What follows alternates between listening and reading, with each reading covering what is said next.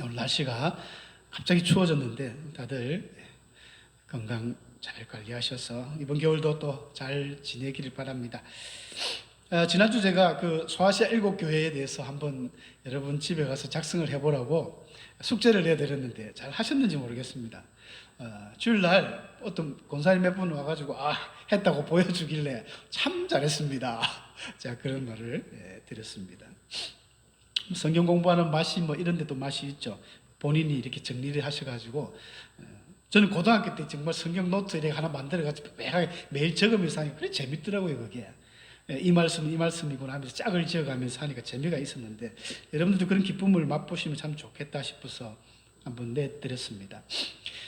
소아시아의 7교회라는 이 교회는 그래서 외우기도 쉬워요. 제가 앞에 첫 자에 동그라미를 쳐놨는데 우리 다 같이 한번 따라해 볼까요? 에서버두사빌라.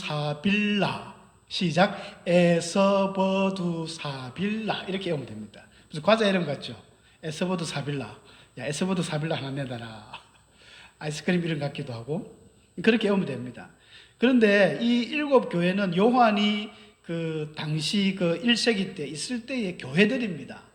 지금도 교회의 터들이 이제 성지순례 가면 남아있는 터키 지역에 있는데 이걸 갖다가 또 어떤 분들은 이상하게 해석을 합니다. 소위 이제 세대주의자들은 이 7교회를 이거는 그냥 교회가 아니고 상징적으로 태초로부터 주님 종말 때까지 세대의 교회라는 거예요. 이 세대주의라는 것은 모든 성경을 세대로 이렇게 나눈 것이거든요. 그러니까 에베소 교회 같은 경우는 첫 번째 교회다.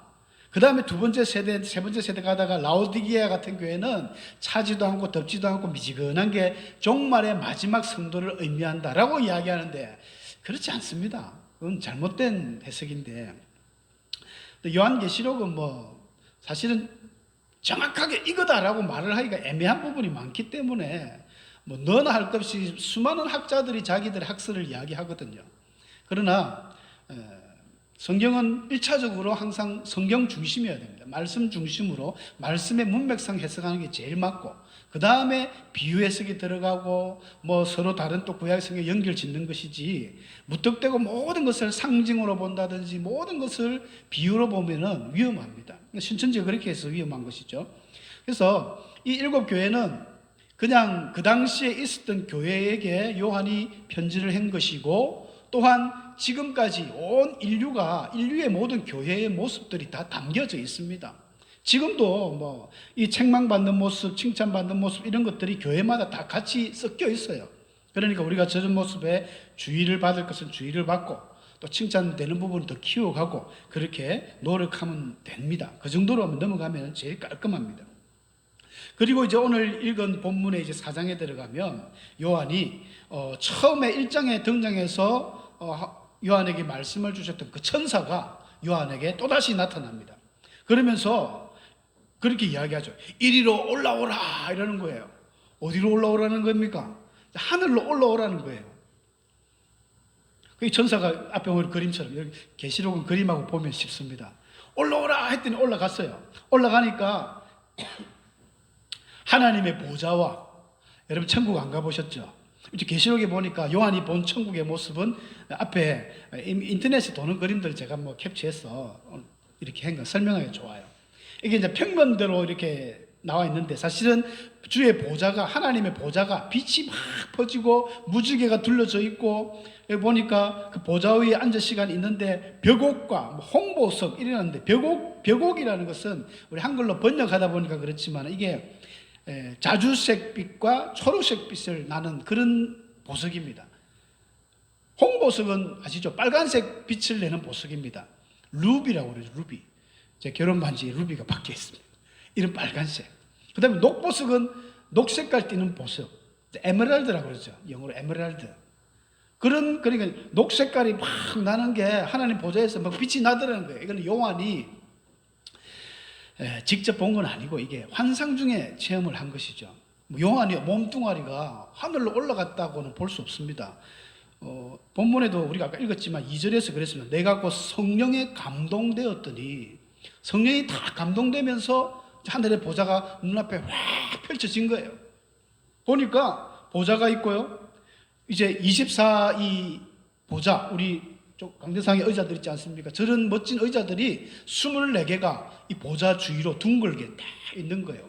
여기는 평면도니까 이렇게 오른쪽 왼쪽 나눠져 있지만 거기에 24명의 장로님들이 다 앉아 있던 거예요. 면류관, 금관이라 했는데 예전에 금면류관이라 했죠.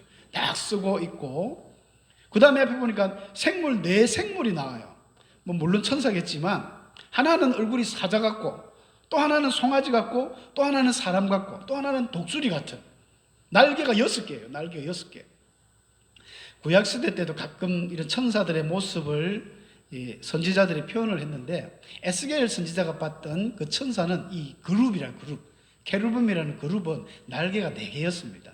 그리고 천사가 앞에서 볼 때는 사자 같고, 옆에서 보니까 송아지 같고, 또 한쪽은 사람 같고, 또 뒤에서 보니까 독수리 같고, 그런 게 날개는 4개가 움직이면서 막 하나님을 찬양하리로다, 찬송한다 이러면서 막 다니는 그런 그룹 천사였습니다. 근데 이사야서에 나오는 이 세라핌이라는 이 스랍 천사는 날개가 또 6개였어요. 요한이 본 이 천사는 사자 같고 소같이 생긴 게, 사자 같다는 말은 사자가 아닙니다. 사자처럼 생겼다는 거예요. 사자같이 보인다는 의미죠. 항상 비유 개념과 원 개념을 똑같이 보면 안 됩니다. 사자 같더라 이것은 그냥 사자가 아닌데 비슷한 사자처럼 보였다. 송아지 같다. 천사가, 여러분 송아지 천사가 있겠습니까? 생각을 해보십시오. 송아지가 또 얼굴을 해가지고 날개 6개 얼마나 우습습니까? 그렇진 않고 그냥 막 요한이 느낄 때 그런 느낌이었다. 또 하나는 보니까 사람처럼 보이더라는 거예요. 여러분 죄송한 이야기지만 천사가 그렇게 잘생기지가 않았던 것 같아요. 여러분 천사를 우리가 한 번도 본 사람이 없으니까 아무도 천사를 안 봤잖아요. 기껏 해봐야 뭐 미켈란젤로 그리는 뭐 쪼개난 애기가 포동포동한 애기에 이 하얀 날개 달고 고추가 달랑달랑 하는 게 그렇게 천사를 우리가 알고 있습니다. 전부 그거는 성경적이지 않습니다. 가톨릭에서 만들어낸 천사의 어떤 창작물이지만 성경에서는 보니까 어떻게 보면 괴물 같기도 하고 날개가 6개고 소같이 생기고 험악하게 생기고, 그 중에 어떤 천사는 사람처럼, 사람이 참 잘생겼거든요. 여러분 사람이 아무리 못생겨도 천사보다 조금 잘생긴 것 같아요. 그래서 특히 애기 얼굴들 보면은 이건 잘생기고 못생기고 할 것 없이 얼마나 이게 귀엽습니까? 여러분 모든 새끼들은 강아지도 그렇고 뭐 고양이도 그렇고 다 이쁘지만 사람만큼 이쁜 건 없습니다. 정말 사람은 방긋방긋 웃으면서 아무리 악한 자라도 애기 얼굴 보면은 마음이 싹 녹잖아요.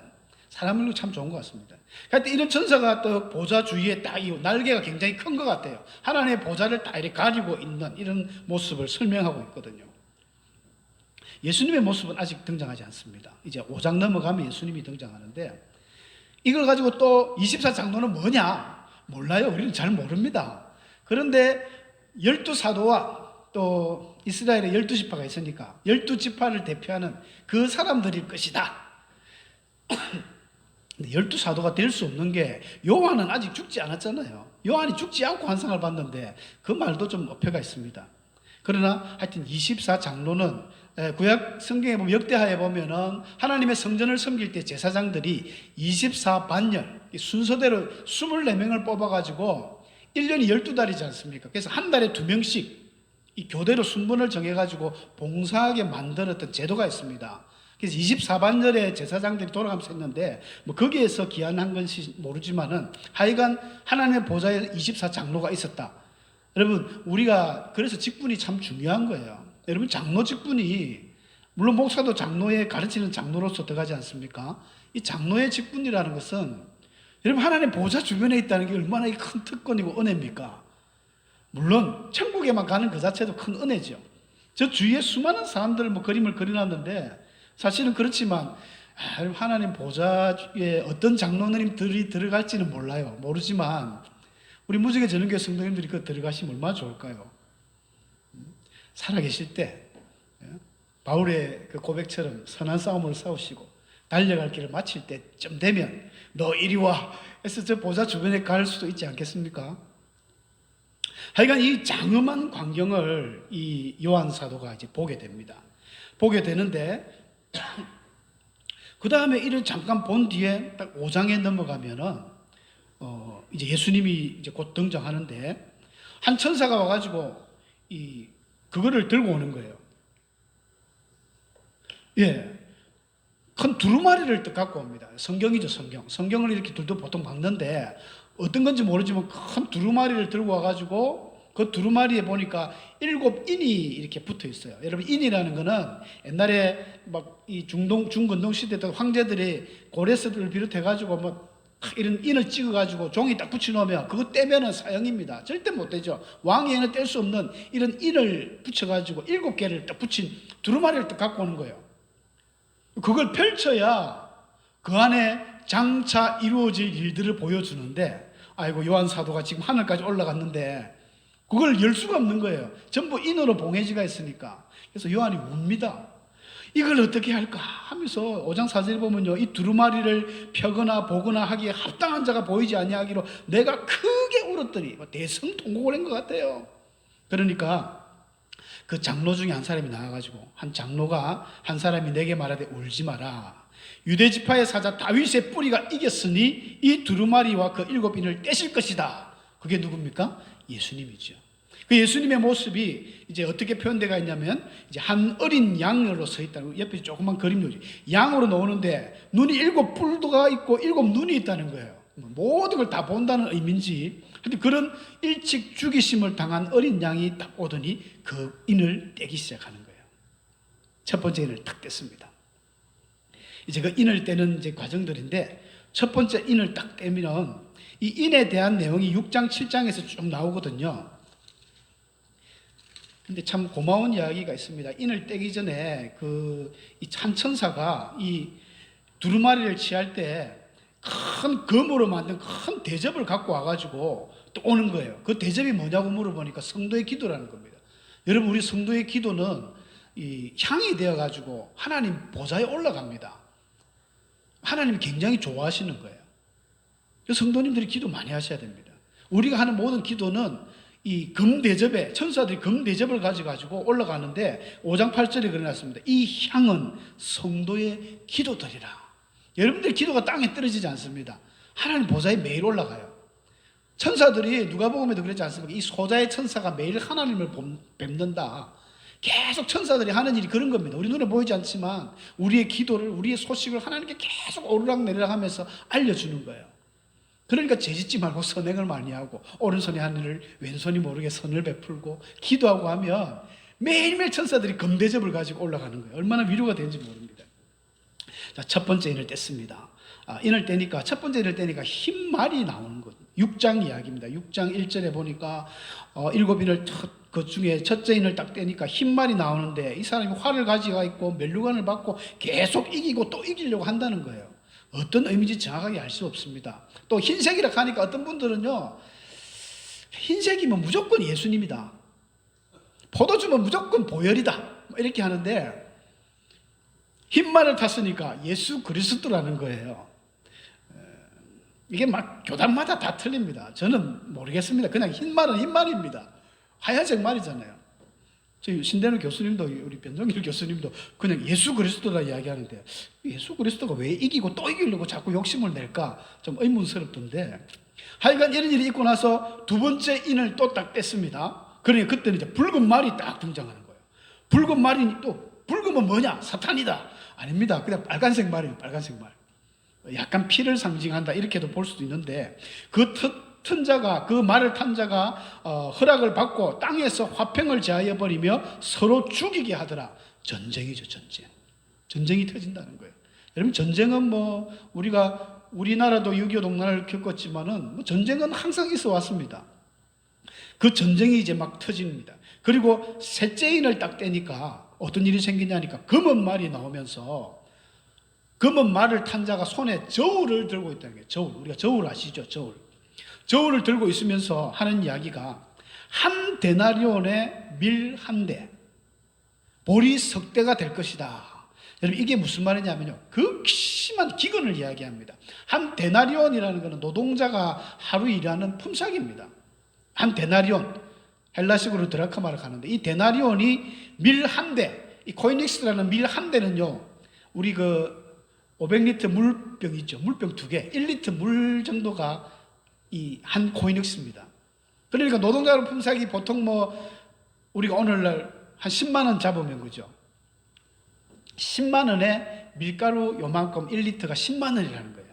말이 안 되지 않습니까? 그리고 원래 보리보다 밀가루가 더 귀하기 때문에 원래 보리가 밀을 3개 주면 보리는 1개밖에 안 치졌습니다. 그게 바뀐 거예요. 이제 밀가루를 먹을 수 없는 형편이 되니까 보리 3대가 한 데나리온이 된다는 거죠. 그 보리가 좀 더, 보리가 밀보다는 약하니까 이렇게 돼요. 근데 이걸 가지고 현 시세로 계산하면은 제가 한 계산을 두드려 봤어요. 오늘날 그 중형 밀가루 한 20kg은 한 7, 8만 원 하더라고요. 요즘 시세로. 그럼 7, 8만 원 하면은 이때 이 기준으로 치면은 밀가루 한 포대가 200만 원이에요. 200만 원. 10만 원으로 잡으면요. 마지막 때가 되면 눈치채야 됩니다. 극심한 전 세계적인 기근이 오고 공황이 오고 인플레이션이 오는데 물가가 엄청나게 치솟아 버리는 거예요. 여러분 밀가루 한 포대가 200만 원이면 누가 그걸 사 먹을 수 있습니까? 차기름은요. 그때 요즘도 차기름이 비싸다지만 그 지금 우리 한 40리터 만약 기름 들어갔을 때 한 돈 1,000만 원 할걸요. 그때 되면 셋째 인을 뗄 때가 되면 그렇다는 겁니다. 요한이 보니까 그렇다는 거예요. 와, 이거 뭐 한 데나리온 밀가루 요만큼 한 컵이 10만 원이다. 한 데나리온이다. 이거는 어마어마한 이 물가가 상승된 것이고 극심한 기근을 이야기합니다. 이런 구약 시대 때도 한번 있었거든요. 엘리사 시대 때에 아람 군인들이 그 사마리아를 침공해 가뒀을 때 나귀 새끼 머리는 사람들이 안 먹어요. 원래 안 먹는데 먹을 게 없으니까 나귀 새끼 한 개가 80세겔이나 했습니다. 노동자가 노동자가 4일 일하는 게 한 세겔 값이거든요. 요셉이 구약에 팔려갈 때 얼마 받았습니까? 20세겔. 사람 몸 하나 노예 값이 20세겔인데 나귀 새끼 먹도 안 하는 그런 걸 쪼개난 거 80세겔을 받아요. 심지어 비둘기 똥. 비둘기 똥을 어디 쓸 거라고? 4분의 1값. 비둘기 똥의 4분의 1이 5세겔 했어요. 5세겔. 그런 극심한 기근이 구약 때도 있었거든요. 아마 마지막 때가 되면 앞에서 전쟁이 막 일어나고 이러니까 아마 큰 이런 일이 일어날 것 같습니다. 그때가 되면 여러분들 지혜로운 성도는요, 성령이 기 있는 자는 들으랬기 때문에 지난주 참 이 말씀을 내가 강조를 못해가 여러분 기는 다 있지만 다 기를 달고 있지만 듣는 사람은 있습니다. 일로 들어왔다 그냥 일로 나가는 사람이 있어요. 주일날 목사님께서 그렇게 설교를 하는데 일로 왔다가 뿅뿅 나가는 분들은 기 없는 사람과 똑같습니다. 기 있는 자는 들으시기 바랍니다. 그 다음에 넷째 인을 딱 떼니까 땅의 4분의 1의 건설을 가진 이 사람이 딱 등장하더니 모든 육지에 있는 걸 다 죽입니다. 막 검과 흉년과 사망과 땅의 짐승들로 죽이더라. 여러분 전 세계 인구의 4분의 1이 죽으니까 오늘날 우리가 한 80억 인구 정도 육박했거든요. 4분의 1이면 20억이 그냥 순간에 가버리는 겁니다. 자고 올랐더니 뉴스에 요즘은 뉴스가 뭐 하룻밤 지나면 전 세계 뉴스 다 들리잖아요. 지구 반대편의 소식이 바로바로 들립니다. 큰일 났습니다. 뉴스 앵커들이 전 세계에 무슨 일인지 모르지만 사람들이 죽었습니다. 죽어나가는데 한두 명이 아니에요. 100만 명, 1억이 아니라 20억이 동시에 다 죽어버리는 거예요. 그러면 뭐다? 넷째 인을 뗀 거예요. 코로나로 많이 죽었지만은 이 정도는 아니거든요. 아직은 뭐 이때는 아니라고 봅니다만은 그리고 5째 인을 딱 떼니까 그때는 어떤 징조라기보다는 그동안에 죽었던 창세로부터 이때까지 순교자들 수많은 순교자들이 있지 않습니까? 그 순교자들이 하나님께 호소를 하는 겁니다. 하나님의 보좌에 대고 언제까지 우리를 이렇게 억울함을 신원해 주지 않습니까? 저 악한 무리들을 어떻게 그냥 두십니까? 하면서 막 이렇게 호소를 하니까 그 보좌에서 그런 말을 합니다. 그들의 동무종들과 형제들도 자기처럼 죽임을 당하여 그 수가 차기까지 하라. 아직 멀었다는 거예요. 아직 멀었다는 겁니다. 순교의 피가 덜 내야 된다는 것입니다. 요한 사도가 이때만 해도 1세기 때 편지를 썼으니까 250년의 로마 박해 기간이 있었다 했지 않습니까? 313년 콘스탄티누스가 이 기독교를 공인하기 전까지는 엄청난 기독교인이 죽었습니다. 요한이 이 환상을 본 이후에도 그렇게 죽었는데 그 이후에 이 세계 여러분 1차 대전, 2차 대전 독일 히틀러가 얼마나 많이 죽였습니까? 북한은 얼마나 죽였어요? 러시아에서는 얼마나 죽였습니까? 수많은 유태인들이 죽었습니다. 아직도 멀었다는 거예요. 이 순교의 수가 차기까지, 그때가 언제입니까? 우리는 모릅니다. 하나님만이 아시는 그때는 종말의 때요, 또 재림의 때요, 지구의 끝이겠죠. 그때가 되면 하나님이 다 갚아주신다는 것입니다. 그리고 이제 여섯째 인을 떼면은 이 장차될 일은 세 가지입니다. 일곱 인과 일곱 나팔과 일곱 대접, 이 세 사건이 있는데, 일곱 대접 사건은 심판이고 징계고 저주입니다.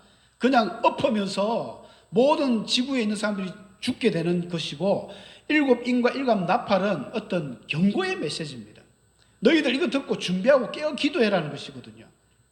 그래서 여섯째 인과 여섯 나팔은 좀 공통점이, 여섯째 인을 떼면서 일곱째 거를 일곱 번째 그 인을 떼면서는 첫 번째 나팔을 끌고 오고, 또 일곱 번째 나팔도 그 다음 일곱 대접을 끌고 오는, 서로 약간 묻어집니다. 그래서 마지막 제일 강한 게 여섯 번째 인, 그리고 또 여섯 번째 또 나팔도 강하죠.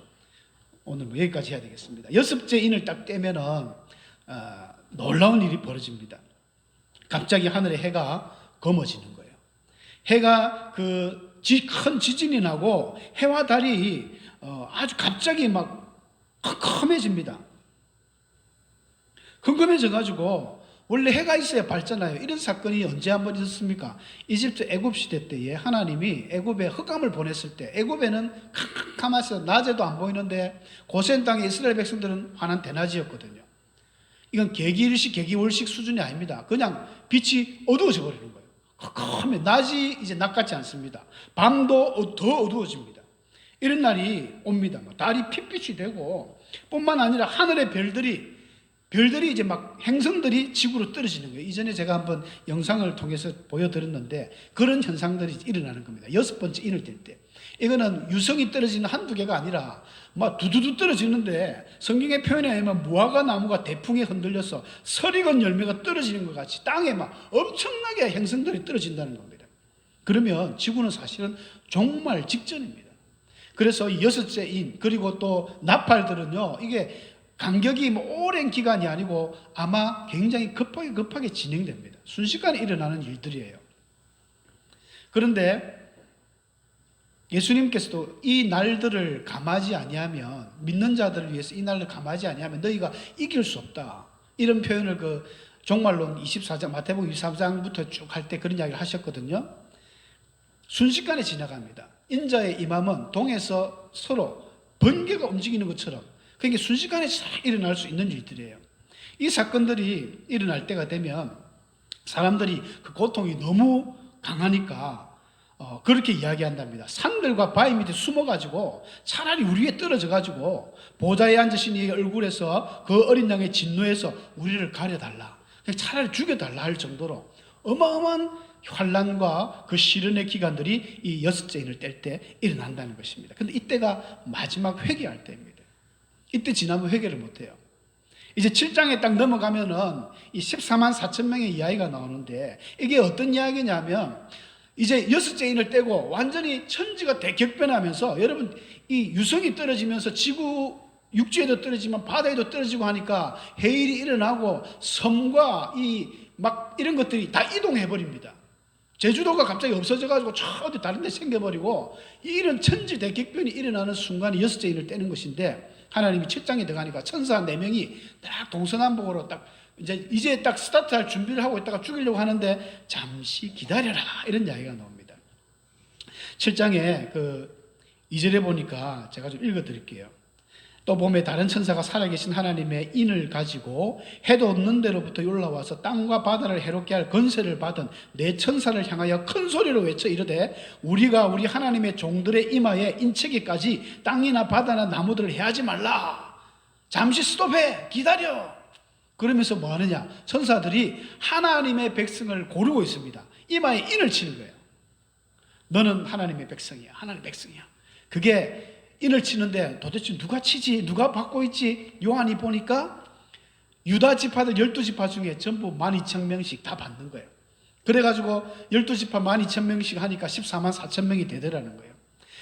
그러니까 하나님이 마지막 기회를 주신 거예요. 마지막 기회, 이때 회개하지 아니하는 사람은요, 7장 넘어가면 다 죽습니다. 막 죽어 없어져 버려요. 근데 죽어도 이들이 회개하지 않습니다. 끝까지 회개하지 않는 그리고 오히려 뭐 금으로, 은으로, 동으로, 목석으로, 우상에게 절하고 여러 귀신을 섬긴다는 내용이 이제 막 그 나팔 사건이 들어갈 때 나오거든요. 그건 제가 다음 주 다시 한번 하겠습니다. 그러니까 이 인친 숫자를 갖다가 또 신천지에서는 그러니까 14만 4천 명만 구원받는다. 근데 이 말도 또 모순이에요. 왜냐하면 여러분 전 세계 하나님의 구원받는 백성이 14만 4천 명 뿐입니까? 그렇지 않습니다. 그러니까 요한이 볼 때 유다 지파들이 딱 보니까 뭐 12,000 했는데, 그리고 7장 9절에 들어가면 이 일 후에 내가 보니 각 나라의 족속과 백성과 방언에서 이방인들을 말합니다. 아무도 능히 셀 수 없는 큰 무리가 나와서 전부 종려가지를 듣고 어린 양 앞에 서가지고 흰 옷을 입고 막 하나님을 찬양하면서 구원하심이 보좌에 앉으신 우리 하나님과 어린 양에게 있도다. 우리 복음송 많이 부른 부분이죠. 그렇게 노래를 한다는 거예요. 그러면 유대인들만 구원받는 것도 아닙니다. 우리 한국 사람들은 구원 못 받습니까? 미국 사람들은, 중국 사람들, 일본 사람들은, 전 세계 모든 사람들이 다 있어요. 이 14만 4천은 하나님의 구원받은 백성들의 어떤 상징적인 것밖에 안 됩니다. 이건 진짜 상징이에요. 이걸 갖다가 신천지는 이 사람들을 14만 4천 명을 구원하기 위해서 자기들 진짜 이것대로 유대인대로 전부 지파별로 나눠가지고 각 지파에서 12,000명씩 막 전도를 하거든요. 지금 14만 4천 명이 넘었대요.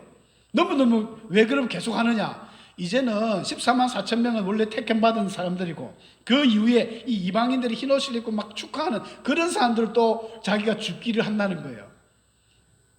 말도 안 되는 이야기죠. 그래서 참 우리가 이런 사실들은 뭐 저는 꾸밈 없이 그냥 있는 그대로만 지금 성경을 읽으면서 말씀을 드립니다. 지금 어느 때냐? 우리는 정확하게는 알 수는 없지만, 그러나 분명히 시대에 놀라운 변화들이 팍팍 일어날 때는 야, 때가 다 됐구나. 성경은요, 바울도 그런 이야기를 했습니다. 데살로니전서 5장에 보면 여자에게, 임신한 여자에게 고통이 오듯이, 해상 고통이 오듯이 주의 임함은 순식간에 호련히 막 임한다 했거든요. 갑자기 임합니다. 어느 순간에 주의 재림과 이런 환난의 고통이 싹 지나가는데, 너희는 염려하지 마라. 너희는 빛의 자녀니 너희는 어두움에 있지 아니하니 이 주의 임함이 도적같이 너희에게 임하지 못한다 하면서 깨어있으라, 이렇게 이야기하거든요. 여러분, 깨어있는 사람은 집에 여러분 도둑을 맞지 않으려면 어떻게 하면 도둑을 안 맞느냐? 뭐 새콤다는 게 중요한 게 아니라 깨어있으면 도둑을 안 맞습니다. 밤새 내가 안 자고 깨어있으면 도둑님께서 오실 때 어떻게 합니까? 뭔가 부스럭 발자국 소리가 나고 문을 딸라고 껄럭껄럭 하잖아요. 그럼 안에서 내가 안 자고 있으면 누가 왔네? 도둑놈인가 하고 뭐 야구방망이 들고 나가든지 하면은 도둑이 도망갑니다. 그런데 도둑이 언제 올지는 몰라요. 몇 년도 몇 월 몇 시, 새벽 3시 올지 4시 올지 아무도 모릅니다. 그런데 깨어있으면 도둑이 도적같이 못 오는 거예요. 바울이 그 이야기입니다. 그래서 우리 성도들은 항상 깨어서 기도해야 되고 준비해야 됩니다. 준비하지 않으면, 내가 준비된 사람들은 뭐가 지구가 난리가 났네, 아까 뭐 사람들이 갑자기 죽어서 없어지네, 뭐 천지가 개벽하네, 두려워할 거 없습니다. 계시록에 보니까 그랬구나, 준비하라 했으니까 그래, 이런 일이 이제 왔구나, 이제 주님이 곧 오시겠구나, 더 기도해야지, 이런 마음은 됩니다. 근데 준비하는 사람은 그때 되면 난리가 나가지고 도망가자 있는 재산 다 챙겨가지고 미국을 갈까, 뭐 어디로 중국을 갈까, 지하 벙커를 갈까, 아무 데도 소용없습니다. 마지막 때가 되면 하늘이 막 말린다 그랬어요. 지구에는 더 이상 있을 곳이 없습니다. 미국 사람들은 뭐 화성에다가 뭘 짓는다는데 그것도 말도 안 됩니다. 화성은 안전합니까? 다 폭발합니다. 성경의 이야기를 보면 다 터질 것 같아요. 말이 안 되거든요. 그래서 깨어있으라. 7인과 7 나팔의 주 메시지는요, 준비하라는 거예요. 하나님의 메시지입니다. 하나님의 경고요 메시지고, 믿는 자들을 위한 하나님의 그 도우심의 모습이에요. 그러나 7 대접은 이제 다 구원받은 사람 구원받고 끝난 거, 인친 거 다 치고 나서는 그냥 그때부터는 엄청난 죽음과 고통과 질병과 전염병이 지구에 창궐합니다. 그게 다 끝나고 나서 이제 계시록이 끝이 나는 거죠. 그런 구조로 되어 있는 것 같습니다. 자, 여기까지 하고 함께 기도합시다.